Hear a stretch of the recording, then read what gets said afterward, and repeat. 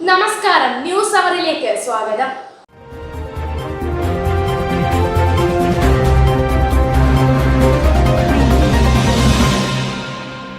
രണ്ടാം പിണറായി സർക്കാരിന്റെ സത്യപ്രതിജ്ഞ മെയ് 20 പകൽ 3:30 സെൻട്രൽ സ്റ്റേഡിയത്തിൽ.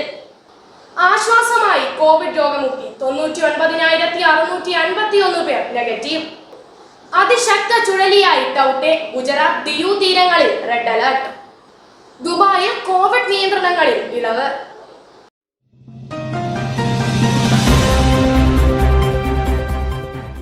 വാർത്തകൾ വിശദമായി.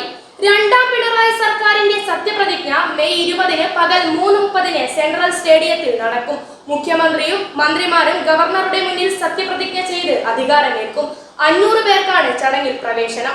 സത്യപ്രതിജ്ഞ പോലുള്ള ചടങ്ങിന് 500 എന്നത് വലിയ സംഖ്യ അല്ലെന്ന് മുഖ്യമന്ത്രി പിണറായി വിജയൻ പറഞ്ഞു. കേരളത്തിൽ തിങ്കളാഴ്ച 21,402 പേർക്ക് കോവിഡ് സ്ഥിരീകരിച്ചു. കഴിഞ്ഞ 24 മണിക്കൂറിനിടെ 86,505 സാമ്പിളുകളാണ് പരിശോധിച്ചത്.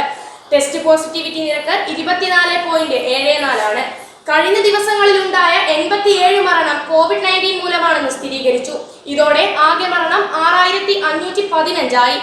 രോഗം സ്ഥിരീകരിച്ച് ചികിത്സയിലായിരുന്ന 99,651 പേർ രോഗമുക്തി നേടി. അതിശക്തമായ ചുഴലിക്കാറ്റായി മാറിയ ടൗട്ടെ രാജ്യത്തിന്റെ വിവിധ പ്രദേശങ്ങളിൽ കനത്ത മഴയ്ക്ക് കാരണമാകുമെന്ന് കാലാവസ്ഥാ നിരീക്ഷണ കേന്ദ്രം അറിയിച്ചു. ഗുജറാത്ത് ദിയു തീരങ്ങളിൽ റെഡ് അലർട്ട് പ്രഖ്യാപിച്ചു. വൈകിട്ടോടെ ഗുജറാത്ത് തീരം തൊടുമ്പോൾ ചുഴലിക്കാറ്റിന്റെ വേഗം കുറയും. രാത്രി 8-നും 11-നും ഇടയിൽ സംസ്ഥാന തീരം കടന്നേക്കും. ദുബായിൽ കോവിഡ് സുരക്ഷാ നിയന്ത്രണങ്ങളിൽ ഇളവ്. വിവിധ ചടങ്ങുകൾ, പരിപാടികൾ എന്നിവ നടത്തുന്നതിനാണ് Dubai crisis and disaster management supreme committee May 17 മുതൽ പുതിയ ഇളവ് പുറപ്പെടുവിച്ചത്. റെസ്റ്റോറന്റുകൾ, കഫേകൾ, ഷോപ്പിംഗ് മാളുകൾ എന്നിവിടങ്ങളിൽ ഇന്നു മുതൽ 1 മാസത്തേക്ക് ചടങ്ങുകളും മറ്റു പരിപാടികളും നടത്താൻ അനുമതി നൽകി. എന്നാൽ കലാകാരന്മാരും മറ്റും നിർബന്ധമായും കോവിഡ് പ്രതിരോധ കുത്തിവയ്പ് സ്വീകരിച്ചവരായിരിക്കണം. വിനോദ പരിപാടികളുടെ വേദിയിൽ 70% ആളുകളെ പ്രവേശിപ്പിക്കാം. അതേസമയം ഹോട്ടലുകളിൽ 100% പേരെയും അനുവദിക്കുന്നതാണ്. ഇവരെല്ലാം മാസ്ക് ധരിക്കുകയും 2 മീറ്ററെങ്കിലും സാമൂഹിക അകലം പാലിക്കുകയും വേണം. ഇന്നത്തെ ന്യൂസ് അവർ അവസാനിക്കുന്നു. നന്ദി, നമസ്കാരം.